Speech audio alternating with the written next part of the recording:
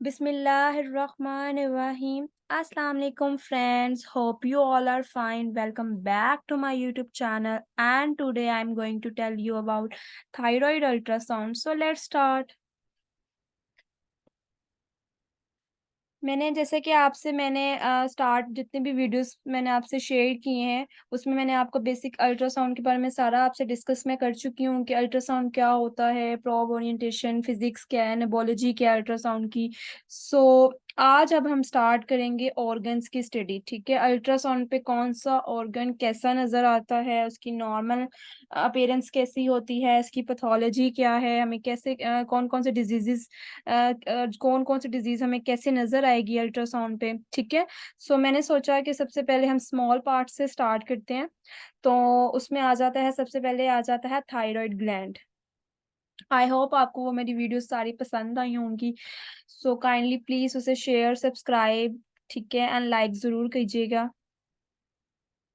आज का अब हम टॉपिक स्टार्ट करते हैं थायरॉइड ग्लैंड। मैं आपसे सबसे पहले आपको बताऊँगी इसकी नॉर्मल एनाटॉमी थायरॉइड ग्लैंड की। ये लेफ्ट साइड पे नॉर्मल एनाटॉमी है थायरॉइड ग्लैंड की, जिसमें क्या-क्या हमारे पास आ जाता है। ये सबसे ऊपर जो व्हाइट वाली अपीयरेंस है, ये हमारे पास थायरॉइड कार्टिलेज है, ठीक है? इसके बाद नीचे जो है हमारे पास क्रिकॉइड कार्टिलेज आ जाता है, ठीक है? ये 2 लूब्स आ जाती हैं थायरॉइड ग्लैंड की, ठीक है? Right and left. इसी तरह से ये पैराथायरॉइड ग्लैंड है, ये हमारे पास ट्रैकिया है, और ये मिड वाला जो पार्ट है थायरॉइड ग्लैंड का, इसे हम इस्थमस कहते हैं। इसी तरह से अब इसका नॉर्मल साइज़ लिखा हुआ है, नीचे इसका वेट लिखा हुआ है, 20 ग्राम होता है। थायरॉइड ग्लैंड का सिक्रीटिंग हार्मोन्स कौन-कौन से ये करता है, T3 एंड T4। अब और कॉमन थायरॉइड डिजीज़ेज़ कौन-कौन सी है, जिसे मैं आज आपसे वन बाय वन डिस्कस करूँगी।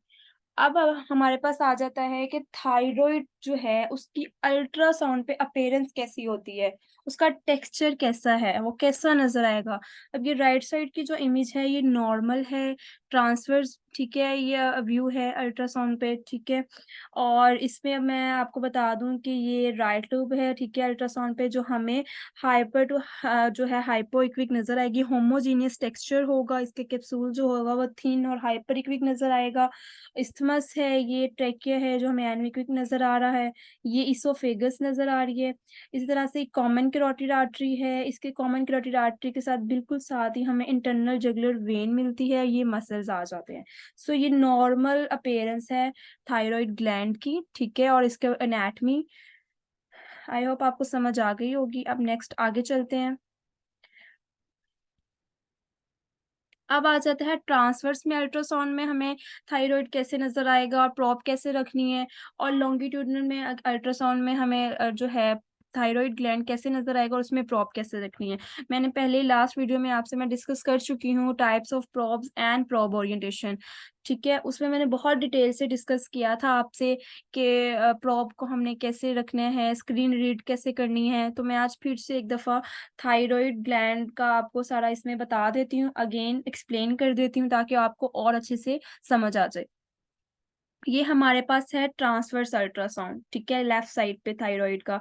अब प्रोब कैसे रखेंगे? हमने प्रोब को बिल्कुल ट्रांसवर्स रखना है। सबसे पहले मैं बता दूँ, हमने लीनियर प्रोब यूज़ करनी है, ठीक है? इसमें थायरॉइड का जो अल्ट्रासाउंड है वो लीनियर प्रोब से होता है, तो हम लीनियर प्रोब यूज़ करेंगे। और अब हम जो इसका पॉइंटर है, मैंने बताया था पेशेंट के राइट साइड पे होगा हमेशा ट्रांसवर्स में।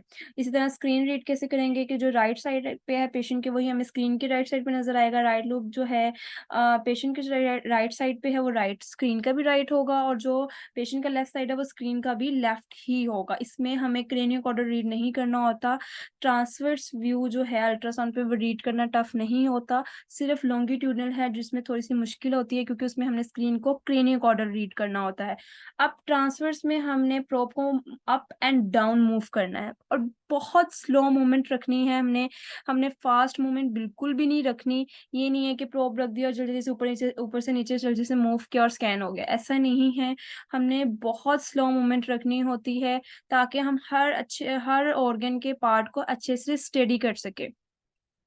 फिर ही हम एक अच्छे सोनोलॉजिस्ट मतलब बन सकते हैं और टेक्नोलॉजिस्ट बन सकते हैं।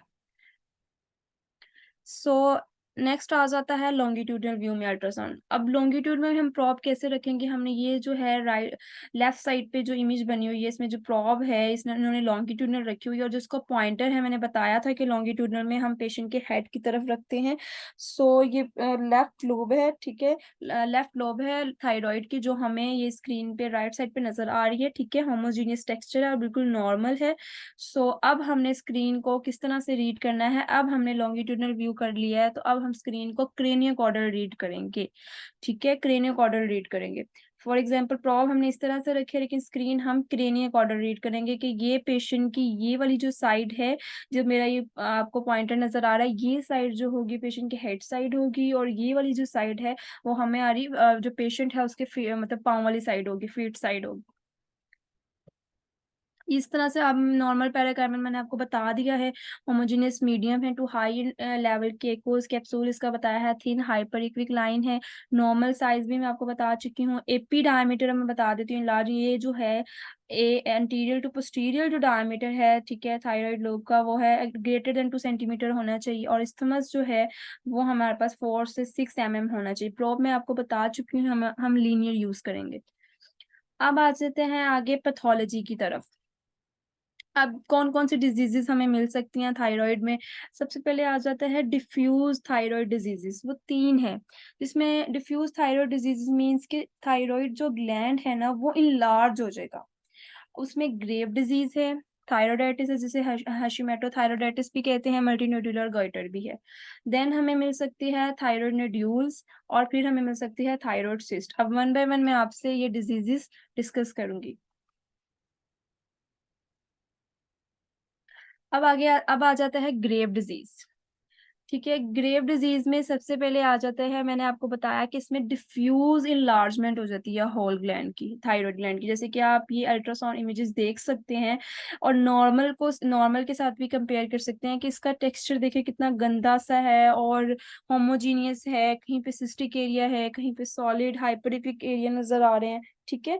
सो इसमें आपने याद रखना है कि जो ग्रेव डिजीज है उसमें वेस्कुलैरिटी जो होगी वो बहुत ज्यादा एक्सट्रीम होगी। ये देखें, ये हमें डॉपलर बताएगा, और ठीक है, हम इस पे डॉपलर जब अप्लाई करेंगे तो ये क्या होगा कि हम उसमें हमें बहुत ज्यादा एक्सट्रीम वेस्कुलैरिटी मिलेगी। इन होमोजीनियस टेक्सचर से पता चल रहा है थायराइड का ग्लैंड जो है वो भी इनलार्ज है, ठीक है। तो इन रेगुलर सरफेस है सारी, तो ये ग्रेव डिजीज की अपेयरेंस है जो हमें अल्ट्रासाउंड पे मिलेगी। आगे आ जाता है हेशिमाटो क्रॉनिक ऑटोम्यून लिम्फोसाइटिक। इसमें भी डिफ्यूज इनलार्जमेंट हो जाती है होल ग्लैंड की, इन होमोजेनियस टेक्सचर है जैसा कि ये भी। और इसमें ये क्या होता है, ये हाइपो फंक्शनिंग थायराइड होती है इसमें, हाँ, ठीक है, थायरोइडाइटिस में। इस डिजीज में क्या हो रही होती है, थायराइड का जो फंक्शन है वो यूजली हाइपो फंक्शनिंग थायराइड होता है, मीन्स कि इसमें। और इसका भी जो टेक्सचर है वो बहुत डिफ्यूज और गंदा गंदा सा आपको नजर आ रहा होगा, और बहुत ज्यादा इनलार्जमेंट हो जाती है ग्लैंड की। अब आगे आ जाता है next disease multi nodular goitre. इसमें मल्टीपल नोड्यूल्स मिलेंगे इस तरह से, ठीक है, सॉलिड भी होंगे, सिस्टिक अप फॉर्मेशन के साथ भी हमें मिलेंगे, ठीक है, अल्ट्रासाउंड पे। हाइपर भी होंगे, हाइपो भी होंगे, मल्टीपल होंगे, और इनरेगुलर होंगे, ये आप देख सकते हैं अल्ट्रासाउंड पे, ये आपको अपेयरेंस नजर आ रही है, और इस तरह से हमें वेस्कुलरिटी मिलेगी। डिफ्यूज गोइटर, डिफ्यूज इनलार्जमेंट हो जाती है थायराइड ग्लैंड की, जैसे कि मैं आपको बता चुकी हूँ, सरफेस में इनरेगुलर होगी, इनडिफाइंड नोड्यूल्स मिलेंगे हमें, ठीक है। नेक्स्ट आ जाता है अब हमारे पास थायराइड नोड्यूल्स। अब थायराइड नोड्यूल्स हमारे पास दो तरह से हो सकते हैं, बिनाइन हो सकते हैं या मेलिग्नेंट हो सकते हैं। सो अब थायराइड के जो नोड्यूल्स होते हैं ना वो 85% तो फर्स्ट ऑफ ऑल बिनाइन है, ठीक है। अब हम इन दोनों में डिफरेंशिएट कर लेते हैं। अब जो मेलिग्नेंट न्यूड्यूल होगा वो हमें हाइपोइक्विक नजर आएगा, ठीक है, ये आप देख सकते हैं नीचे इमेजेस में अल्ट्रासाउंड की। उसमें जो हेलो साइन है वो एब्सेंट होगा, ठीक है।